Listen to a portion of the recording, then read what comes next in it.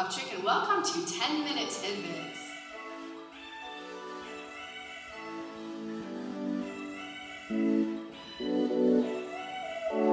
I'm really excited to be here today with a group of my colleagues, and I'll actually let them introduce themselves to you. So why don't we start with you, Angela? Hi, I'm Angela Craig, and I'm a clinical nurse specialist in Tennessee. Hi, I'm Mackenzie Williams. I'm a professional development specialist in Washington State for the emergency departments. I'm Tom Ahrens. I've been a research scientist in St. Louis for a long time. For a long time, I get it, sorry. So we actually want to talk about kind of a serious topic today. I'm sure a lot of you heard there was a nurse from Vanderbilt who made a fatal error giving vecuronium instead of Versed, midazolam. And this happened about a little over a year ago. And what's happened since then is she was let go from her place of employment, but even further, she has been arrested and she's being charged with homicide. And I wanted to talk about this. I posted this a few weeks ago, and many of you had a lot of comments and very strong feelings about this. But I just want to talk with a group of what I feel are experts that have worked in systems about what this might potentially do to patient safety in hospitals. So we've got a nurse. She makes an error. Have any of us made an error? Of course we have. I've made a med error. Yes. You guys made an error? Okay. Yes. So we've all made med errors. And I think just luckily, I have not made a med error that caused significant harm, but I've made med errors. And one of the things I am really concerned about with her being arrested is that this might set a precedence and that we are going to start covering up errors again. I started in the early 90s as a nurse, and we covered things up. I don't know, I would love to get your guys' perspective on what you think. So first of all, let's just kind of throw it out there. Just be honest. Do you think she should have been arrested? Oh, absolutely not. No. Yeah, I'm a big no. So none of us feel like she should have been arrested. And I think, so from here, what do you all feel might be the implications of a nurse getting arrested for a fatal medication error? I think it's just what you said. I think you'll have people hide any mistakes. This can't possibly go through. This would set a precedent, would be chilling to medicine, to nursing, to any healthcare provider. It's just, to me, it's insane. I don't know what they're thinking about. Yeah, and just to be clear, it was the county in which the hospital is located that pressed these charges. And, incidentally, the family has come forward, and there have been numerous reports that the family has come forward to say, our loved one would never, she would have forgiven her, and she never would have wanted this. And, have any of you lived in an era of covering up medical mistakes? I think the older person on the panel probably should answer that. The answer is Is that you? Who is that? Just making sure.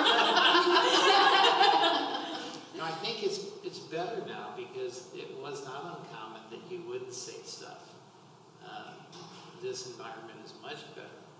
And this is why it's particularly disturbing to see this. What do you guys think? Well, I think that there's been such an emphasis lately on culture of safety and where we have open dialogue and being honest and how that's the best policy. I have the same concerns. Yeah, I grew up in the just culture. When I haven't covered up anything, if I've made a med error, I reported it. And I think you guys are absolutely right. It puts patient at safety. And, there's a lot of times that there's system things that are in place that can cause these errors. And if people aren't reporting them, then we can't fix them. And other nurses are just going to continue creating those errors. Mackenzie, you said the thing that's really critical in this. How can you have vecuronium in a drawer that's next to Versed and let it come up when you type in VE? That's just insane. That's one of the big problems I had is how is a nurse able to so easily override in a procedural area, and get a paralytic? That's right. Paralytics, oh my goodness. I understand on a intubation tray. That's fine. Like an RSI kit. That's right. Okay, This wasn't an intubation tray. This was, if I understand right, a Pyxis.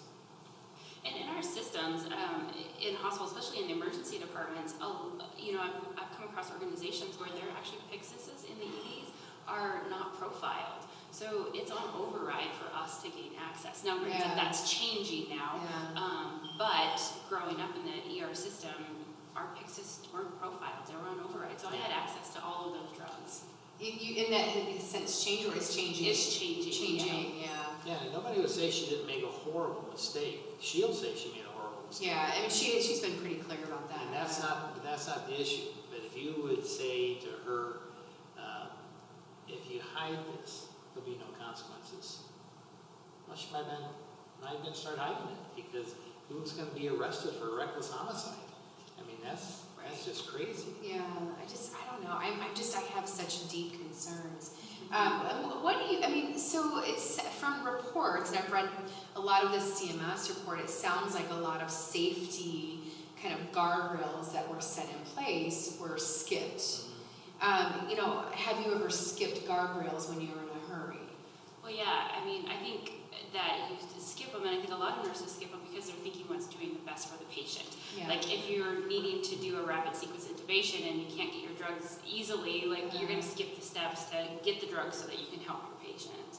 I think has been some of the philosophy. Yeah, I think we just have to go back to basics and really train our nurses and help explain the whys behind a lot of these safety guards and these networks. There are reasons, not just to make it take longer to get something that you need for your patient, but safety first. And even though it sounds like just slang, we say that all the time, but it's really true. They're there for a reason. We've got to be so careful. We're dealing with human lives. Yes. I've got a nurse that say we're not just making pizzas here. That's right. Yeah, That's absolutely. Yeah, and I mean, and I think that's the key. Is just take your time, slow down.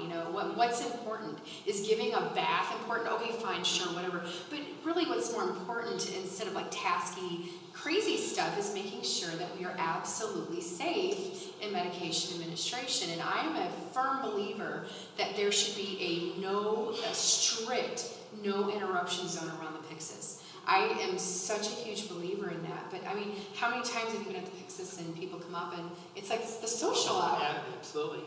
I mean, that's got to stop. That absolutely has to stop. I think that's a great suggestion. And then like when you're in the patient's room, do not interrupt me. I'm doing barcoding. I'm making sure I'm giving the right meds. Because I've caught myself in the last year, it was about a year ago, I prevented myself from making 2 med errors from using barcoding.